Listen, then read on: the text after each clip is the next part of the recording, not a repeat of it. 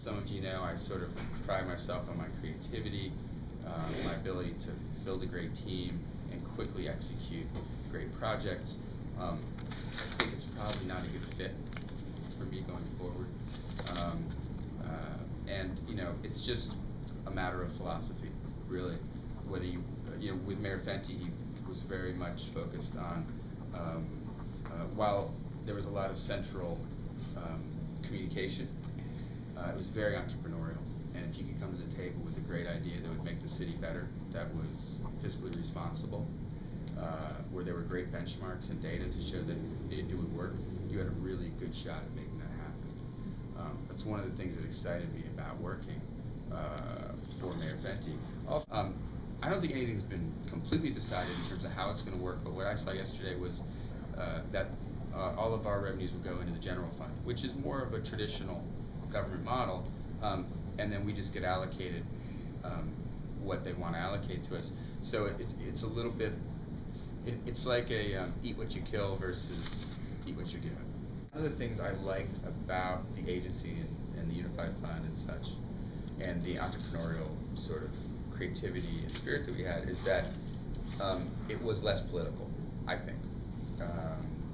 We were able to make more decisions that we think were in the best interest of the citizens of the district more quickly. That's a tough question. I'm going to be honest with you. At the beginning of the transition, I was very hopeful. And when I say the beginning, I'm talking about really back in September.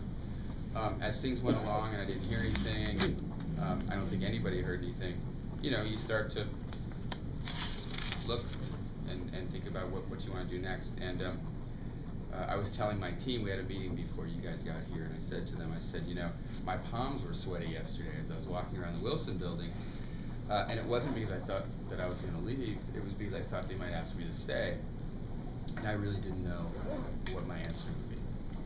Well, I'll tell you a funny little story. So I asked Mayor Fenty, you know, because I'm not a government guy traditionally, so I said, you know, can you give me any advice what to expect here going through this transition after the primary? And he said, look, he said, he said, first of all, you guys are, if not the highest functioning agency in DC government, one. So he said, if the new mayor is going to make decisions based on how well your agency is running, the team you have, he said, there's no question. And then he said, but if it's based on politics, take everything I just said and throw it out the window. So you have to learn that nothing's personal. You know, Mayor-elect Gray has every right to put somebody in that he thinks fits with his vision for the city, and I respect that. Everything happens for a reason. You know, maybe it's not turning 40 soon, but I feel like I've had enough experience to know that like everything happens for a reason. There's always another better opportunity around the corner. I don't know if I mean, I'm sure I've ticked off a few people in the Committee of 100 and a few other people. I don't think that affected anybody's decision. Right. No. Yeah. And look, if in fact you know, that is contributing to me not being here, but the streetcar gets built, then I'm okay with that. There are some divides in the district, and I think it's foolish to ignore them. I think they're based on geography and topography. We have some suburban neighborhoods, and we have much more dense urban neighborhoods. And that's a piece of it. I also think there's a bit of an age divide. You know, people talk about a racial divide. I have to tell you, I have so many friends and supporters in Ward 7 and 8. I'm much more aware of a age divide. And I don't, you know, I'm not going to claim to know what it's all about, but whether it's, you know, older white folks in Ward 3 or older black folks in Ward 5, you know, there's certain people that don't agree with some of the changes that we're looking at. I think that Mayor Fenty was able to draw a national talent pool because of his energy, his enthusiasm, his entrepreneurial spirit, and I was really attracted to working for Experience. What do you think your legacy is going to be? The Snowmageddon, the bike lane? Let's hope it's not Snowmageddon. When you look back though over 22 months, what do you think people are going to remember most? That's a good one.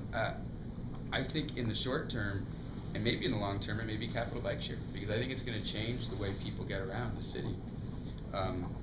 Whether it's in Northwest or Southeast, I think it provides that last mile connectivity that we don't have. You know, we were talking yesterday about fixed route bus and how we wish there was a diverted fixed route bus system. So we're always trying to think outside of the box. Well, in many ways, Capital Bike Share provides that. You know, it's that mode to mode to mode jump. And so that may well be particularly, you know, if we get it up to 10,000 bikes over a decade, it'll absolutely change the way the city looks.